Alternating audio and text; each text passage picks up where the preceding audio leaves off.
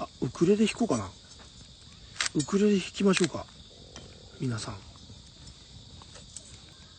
じゃあちょっと待ってくださいね。ウクレレ持ってきますね。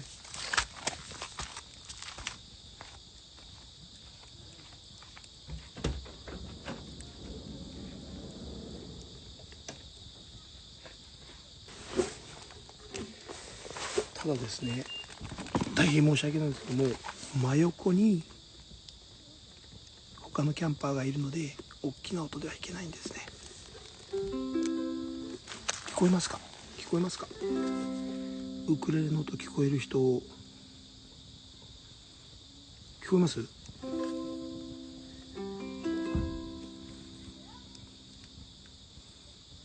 聞こえてますかね？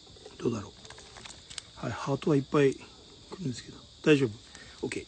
じゃあ行きましょう。何弾きましょう。何弾きましょうか。じゃあですね、真っ暗で手元が見えない。真っ暗で見えません。勘で弾きます。左手が全く見えません。